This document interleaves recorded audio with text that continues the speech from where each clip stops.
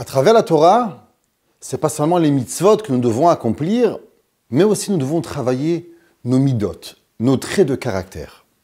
La Torah parle souvent de certains traits de caractère, amour, haine, mais pourtant il y a un trait de caractère que la Torah nous dit qu'il est le trait le plus important à avoir, l'humilité. La Torah dit que Moshe Rabbeinu, Ve'aish Moshe Anav Mikol Adam, l'homme Moshe Rabbeinu était l'homme le plus humble de tout le monde. Ça veut dire que si on pourrait dire qu'il y a un seul trait de caractère qui va être à la base de tous les traits de caractère, c'est l'humilité. Le Ramban Nachmani écrit bien dans sa lettre à son fils Shema Beni Moussar Avicha, et par la suite il lui dit fais attention à l'orgueil, car l'orgueil est le début de toutes les mauvaises midot, de toutes les mauvaises façons de vivre. À l'inverse, la plus beau et la plus belle trait de caractère que l'homme pourrait avoir est l'humilité.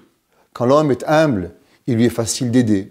Quand l'homme est humble, il lui est facile de ne pas s'énerver. Quand l'homme a l'humilité, il lui est facile de pouvoir faire ce qu'on lui demande sans avoir de révolte personnelle en tout ce qui pourrait arriver. Et là se pose une véritable question. À travers les générations, nous avons vu qu'il y a deux façons de servir à Kadosh Baruch Hu. Il y a ce qu'on appelle Gadlut HaAdam et il y a ce qu'on appelle Katnut HaAdam. Et je m'explique. Très souvent, le Yetzer Hara vient nous voir et nous dit « Allô, David, Shlomo, Suzanne, Sylvie, Rachel, Dévorah, fais telle chose qui est interdite par la Torah. » Comment arriver à combattre cette volonté négative du Yetzer Hara? Chachamim nous disent ce qu'on appelle la pensée de la yeshiva de Slabotka, Gadlut HaAdam, en se disant comment moi, Israël, David, Shlomo, Rivka, Dévorah, comment moi, je pourrais faire telle chose qui est tellement basse, un homme tellement important, un homme tellement élevé dans Akadosh Baruch Hu, comment je pourrais m'abaisser tellement à faire une avéra. C'est ce qu'on appelle Gadlut HaAdam. On va combattre le Yetzer Hara à travers, en imaginant la grandeur de l'homme. Dans la pensée de Novardok, on a totalement l'opposé, en pensant ce qui s'appelle Katnut HaAdam, qui veut dire la petitesse de l'homme. L'homme va se dire, comment ? Moi, une personne tellement infime, tellement petite, je fais partie de 7 milliards d'habitants à travers des milliards et des milliards de créatures et je vis sous la volonté de Akadosh Baruch Hu. Comment serait-il possible à moi d'aller à l'inverse de la volonté de Akadosh Baruch Hu? Ça veut dire que pour arriver à notre but, nous voyons deux idéologies qui sont totalement à l'opposé. Gadlut HaAdam, penser que l'homme est grand et grâce à sa grandeur, il ne pourra pas s'abaisser à faire les avérotes que le Yetzer Hara lui demande, ou bien à l'opposé, en pensant à combien je suis petit, et comme je suis tellement petit et infime, alors comment je pourrais moi-même aller à l'encontre de la volonté de Akadosh Baruch Hu? Beaucoup de nos maîtres ont discuté de cette façon comment véritablement on peut arriver à trouver le moyen à travers Gadlut HaAdam ou Katnut HaAdam. Et pourtant, il y a une des grandes questions qui se pose. Un juif qui n'est pas connu, un juif que personne connaît, il lui est facile d'arriver à l'humilité. Pourquoi? Personne ne sait qui il est, alors il peut prier, il peut faire Shabbat, il peut étudier en cachette.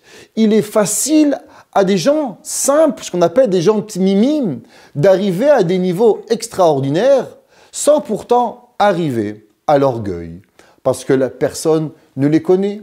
Et comme personne ne les connaît, alors automatiquement, ils ont une certaine facilité d'arriver à l'humilité. Mais pourtant, il y a des rabbanim, il y a des papas, des mamans, des gens, des pères de famille, des grands-parents, qui ont certaines responsabilités. Et le monde dans la responsabilité, il nous est difficile de pouvoir vivre dans l'humilité. Une personne que Baruch Hashem, tous les matins, elle va à la synagogue, une personne que tous les matins, elle va au kotel et que tous ses voisins le voient, il va lui être difficile de pouvoir cacher ce qu'elle fait.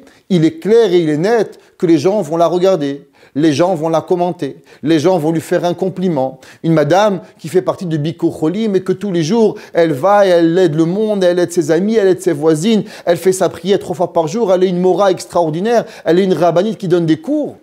Comment pourrait-elle vivre l'humilité?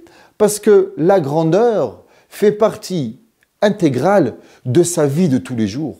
Une personne qui vit dans le monde restreint, il lui sera beaucoup plus facile de vivre l'humilité plutôt que les personnes qui sont plus vivent dans la société à l'extérieur. Moshe Rabbeinu était un homme extraordinaire qui était le chef de tout Am Israël. Et pourtant, il était arrivé à dire Ve'aish Moshe Anav Mikol Adam. Et Moshe était l'homme le plus humble. Si nous étions au temps de Moshe Rabbeinu, peut-être qu'il nous avait été facile d'avoir de l'humilité.